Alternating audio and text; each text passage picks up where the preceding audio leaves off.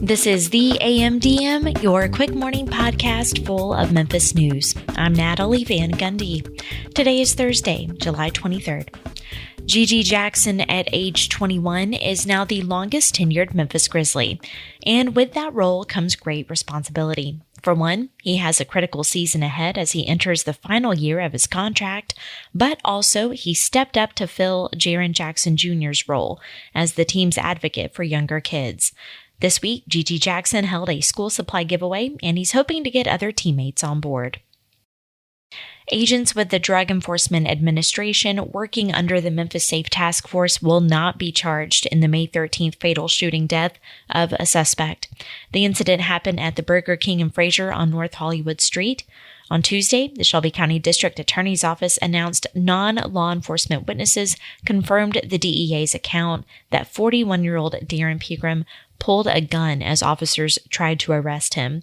Pegram, who was later pronounced dead at an area hospital, was being sought on a warrant for charges of aggravated assault, aggravated burglary, and a weapons violation.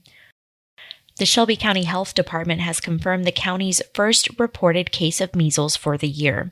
According to the health department, the current threat to the public is thought to be low. This is the third reported case in Tennessee this year. However, the Shelby County case does not appear to be connected to the others. The epidemiological investigation indicates the person most likely became infected during international travel and developed symptoms after returning to Shelby County. Those who were at the Hobby Lobby in Bartlett on July 9th and the Aldi in Lakeland on July 15th between 6 and 8 p.m. are encouraged to watch for potential symptoms, including a rash, fever, cough, and red, watery eyes. The Memphis City Council have voted down an appeal from a coalition of liquor store owners seeking to shut down the station. This could mean the end of the 2-year battle waged by 4 liquor stores to keep the station from opening, and then, once it did open, to shut it down. With 10 of 13 members in attendance, the council voted 7-1, with 2 abstentions to deny an appeal from the coalition of liquor stores led by Buster's Liquor co-owner Josh Hammond. That group was appealing a January 7th decision by the Memphis Alcohol Commission to grant the station owner Ethan Edwards a certificate of compliance. That approval ultimately allowed Edwards to get a state liquor retail license and start selling beer, wine, and liquor from the store on February 17th. And now it's time for a deep dive into one of the week's biggest stories with Mary Casciola. Earlier this month, the Daily Memphian Sam Hardiman broke the news that the city of Memphis was investigating potential ethics violations, as well as potential violations of state, local, and federal laws. 2 city council members and a city council staffer were said to be involved, but details were scant. Then we learned that the council chair had fired the council's chief administrator after the administrator accused her of using her elected position to benefit herself and her family. The allegations included asking staffers to donate to her husband's church and for the council to buy her flowers for her birthday. Today, Samuel Hardiman is here for part 1 of our discussion into what we know, what we don't, and what this all means. I'm Mary Casciola. Sam, thanks for being here. Hi, Mary. Thanks for having me. Okay, this might be the most hotly anticipated AMDM interview in AMDM history because I know a lot of people have been asking you for your thoughts about this whole thing. I'm happy we got this get. Am I not required to do this because I work here? You are required. So okay, good. I'm glad we got there. A mandated get. But here we are. So this story, I want to go back because it really does. It's another one of these. It like stretches over months. So let's just go chronologically. When did you first start reporting this story and why? Yeah, so let's go back in time. And when is a good question. I first really got my first tip on what we reported last week in large part in late February of this year. Someone called me.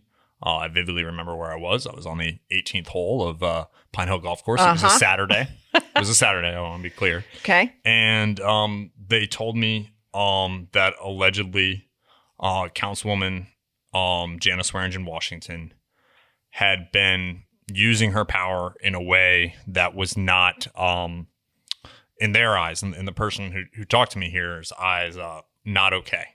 And they provided some details, but again, this was someone talking to me off the record. We had nothing to go on. It was just, hey, there might be a there. Right. And there was a mention of the information technology department. And that there was, that she had a niece. I was told the name of the niece. And that is when I started digging. Okay. I don't want to forget to say, before we get too far into this, that this is a pretty complicated story.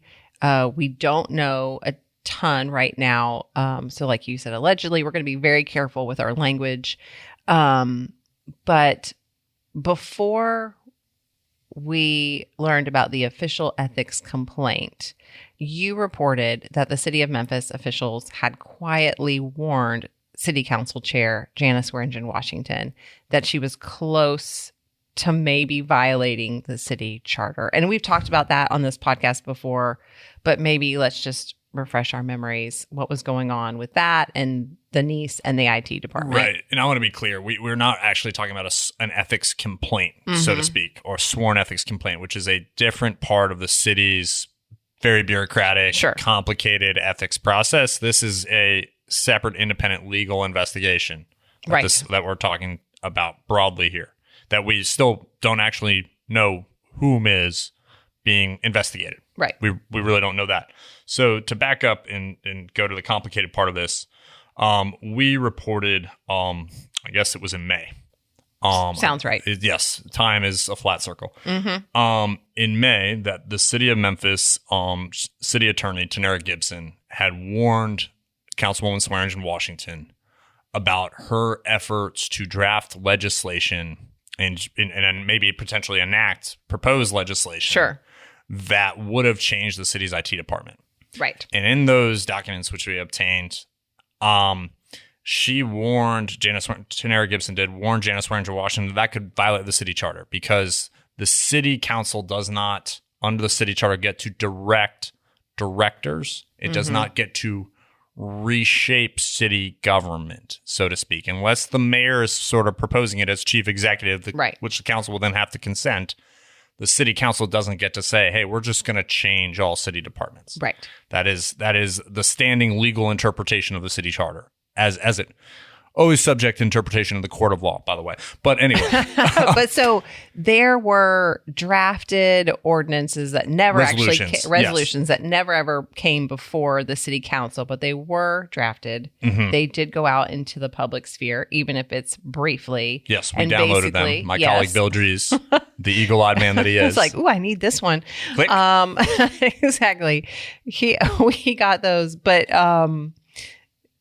I've lost my train of thought completely. So to pick up where you were here is, so to what we were talking about, which is these drafted resolutions that would have changed the city IT department. In these emails that we obtained, City Attorney Gibson accuses Ebony Howard, who is Janice Swearingen-Washington's niece. Right. And for a period of time, for about 9 to 11 months, was a city IT employee from middle of 2025 to April of 7th of this year. Right. Was a city information technology employee. She accused Howard of drafting that legislation and having her aunt, the council chairwoman, introduce it. Sure. And this is alleged and we do not know at this point, but we obtained these documents and we published them. We published what had happened. And it would have, had it gone through, had everything happened, it would have shifted power from the administration, the executive branch, over to the legislative branch. Potentially. It could have done that. It would have given the legislative branch a ton of oversight into the city's IT contracting, and it would have created a new position in which somebody was just running the city's IT contracting, which is about, depending on the year, between $10 and $20 million, which is a lot of public money that's going out the door. Yes. So that was all what we reported before. And then this month, you got information that the city of Memphis was referring a matter. We didn't know what the matter was to outside counsel to investigate. Before we go into the allegations, why does the city, and I think the county has done a similar thing, why does it refer an investigation to an outside attorney? Well, and I want to speak again in hypotheticals here because the city of Memphis has not addressed why they did this in particular. Yes. The city of Memphis has said that Tanera Gibson is not, the city attorney is not has recused herself from this investigation, that the city's hired Brian Faunan to do an independent investigation. They have not said into what, and they have not said why she recused herself. But in the past, city attorneys and others have recused themselves when, they may be in a situation where they might not be seen as impartial. Sure. They may be intimately involved in the things that actually happened, right? In terms of, for example, we just talked about Tanara Gibson issued these warnings to Janice Orange Washington. If there is she's part of it. Yes, if there's an investigation into her, I don't know how that would work legally, but it would be, I could see why there might be some recusal. Sure. And that would be that reason. But again, we don't know. And so, but that is why. Okay. So we do know that Janice Warrington Washington was mentioned in the referral to outside counsel to investigate, but we did not know why when we published our first story about this particular thing. First story, second story, I don't know. It's like the story about the investigation with the outside counsel. Obviously, we had reported the earlier story about the IT department issues, but we did not have any sources saying the two were connected. Is that correct? Yeah. And to be clear, at this point, no one has actually said the two are connected. Right. Like there's a lot of people can extrapolate that, but if you read carefully our reporting, we have never actually said the two are connected. There are these accusations that we've, these documents that we've obtained from people, who are lawyers who are making claims, and we'll get into it in a minute here. But we have not actually said that those two are one-to-one. Right. It's probably because likely, we do not know. But we do not know. Right. Okay. So after we published the story about the matter being referred to outside counsel, then at that point, we received documents that contained allegations. Can we talk about that? Yeah. And so this is, again, my colleague Bill Dries. I can't say enough about Bill Dries. Like maybe my favorite teammate ever, but just, got some documents. And what these documents is a letter from Brooke Hyman. Brooke Hyman was, until May 12th, the city council administrator. So she ran the council office, and she had been in that role for some time. She had once held it before and been in the council office before working elsewhere. But she was back in that role, and she was fired by Councilwoman Janice Warrington Washington on May 12th. And we had been after a letter that she had written on May 5th. Right. And we had been looking for that for some time. And among the things we obtained was that letter. And that letter outlined allegations of Hyman said, essentially, there was a pattern, and this is Hyman's words, and I'm paraphrasing them. There was a pattern of Councilwoman Swearingen Washington trying to use city resources to benefit herself and her family. Sure. Okay. She made several examples of that. One of which was the city council purchased 100 of Kamala Harris's political memoir, 107 Days, about the 107 days that she had, I think, from, getting nominated running to for election, president. Yeah, to election day. I think that's the right 107 days. And that there was a reception put together. The city helped, set up.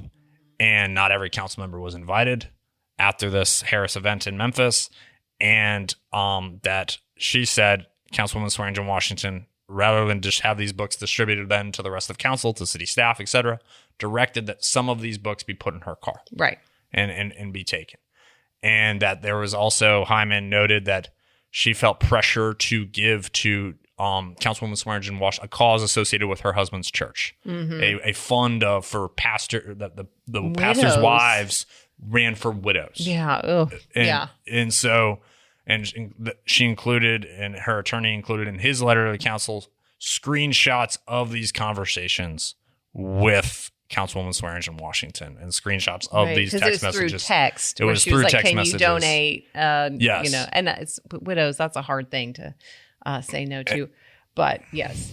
So that's what was in those documents. Okay. Let me just, can we just quickly explain to listeners why something like taking a bunch of books home might be a big deal, or asking people to donate to your church's widows? Like, why is that a problem? Yeah. And I want to be careful here because, again, I'm not an attorney. Right. Sure. And again, these acts are alleged. They're somebody's word against somebody else's word. And so, and to be clear, no one actually has denied them, because Councilwoman Swearingen Washington has not issued a meaningful comment to anyone about this. There is the separation, essentially, of the idea that political figures should not, and there are several laws about this in the state and at the federal level, in which you using taxpayer resources to either enrich yourself, like a conflict, or enrich a family member. So, maybe getting somebody a promotion that you're related to. Sure.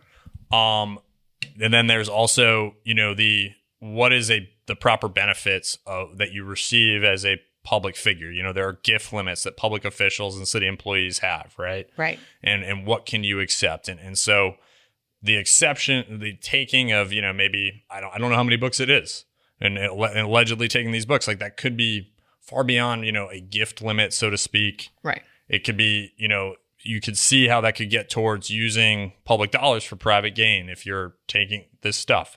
And then there's also, does an employee feel pressured by their boss to donate to something that benefits their boss's family? Right. The second one, I don't even think you have to get into, like, public office. Like, as a person who manages other people, you should not put them in a position where you're, like, asking them.